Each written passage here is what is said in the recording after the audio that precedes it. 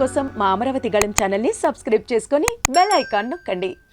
YS Sharmila Congress పార్టీలో చేరబోతున్నారని APCC అధ్యక్షుడు గిడుగు రుద్రరాజు స్పష్టంగా ప్రకటించారు.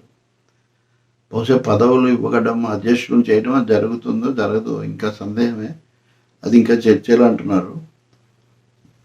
ఇది షర్మిల చేరక ముందే కాంగ్రెస్ వైఖరి ఎలా ఉంటుందనేది ఒకటి ఇక్కడ స్పష్టమవుతుంది. కాంగ్రెస్ వైఖరి ఎలా ఉంటే షర్మిల ఎలా చేయాలి. వైసీపీ వాళ్ళు కాంగ్రెస్లో షర్మిల నాయకత్వంలోకి వెళ్తామని ఆర్కే లాంటి వాళ్ళు ప్రకటించారు, అదొక భాగం. రెండోది ఆమె ముఖాముఖి అన్నకు చెల్లికి మధ్యలో ఘర్షణ పడుతుందని రాజకీయ వర్గాలు చెప్తున్నది రెండో భాగం. మూడో భాగం కీలకమైనది. ఇది షర్మిల కాంగ్రెస్లో చేరాలని ఢిల్లీ వెళ్ళి రాహుల్ గాంధీ సోనియా గాంధీని కలిసినప్పుడు రాజశేఖర్ రెడ్డి మీద పెట్టిన కేసులు, అంటే వాటిల్లోనే కదా జగన్ నిందితుడిగా ఉంది, జైలుకు వెళ్ళింది.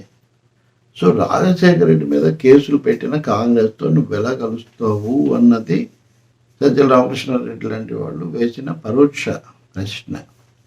దానికి షర్మిల ఒక వివరణ ఇచ్చారు. సోనియా గాంధీ దానికి విచారం వెలిపుచ్చారు. అదేదో తెలియకుండా జరిగిందని చెప్పారు. నాకు వాళ్ళు చెప్పింది నమ్మదగిందిగానే కనిపించిందని షర్మిల ఎప్పుడు అన్నారు. తర్వాత అదేం పెద్దగా నడవలేదు. ఇంకా ఆమె బలపరచకపోవడం ఇవన్నీ జరిగాయి. ఇప్పుడు ఏమవుతుంది, వ్యూహం సినిమా అనేది ఖచ్చితంగా ఆ రోజులను ఉద్దేశించి తీసిన సినిమా, జగన్ను హీరోగా చూపిస్తూ.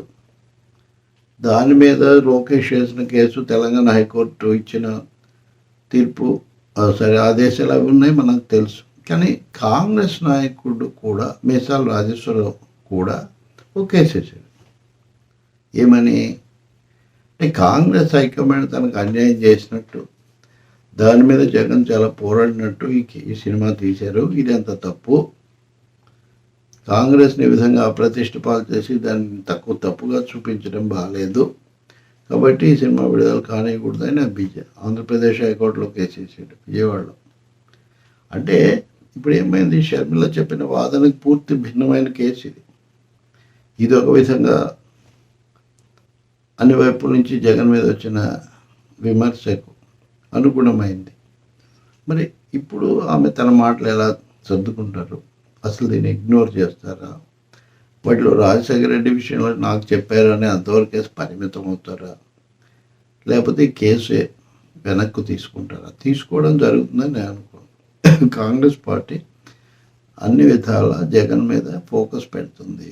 వాళ్ళ హైకమాండ్ రాహుల్ గాంధీ, సోనియా గాంధీ లాంటి వాళ్ళు కూడా ఆయన ఎప్పుడు తామే తప్పు చేసినట్టుగా చూపించడం వాళ్ళు భరించలేకపోతున్నారని ప్రజలందరికీ అలాంటి అభిప్రాయం కలిగింది. కాబట్టి వాళ్ళు ఎన్నుకున్నారు. అదొకటి, అది అయిపోయింది. కాబట్టి ఇక్కడ ఒక చిన్న షర్మిల ఇంకా ఎంటర్ కాకముందే ఈ సమస్యతో మొదలవుతుంది. ఇది ఆసక్తికరం.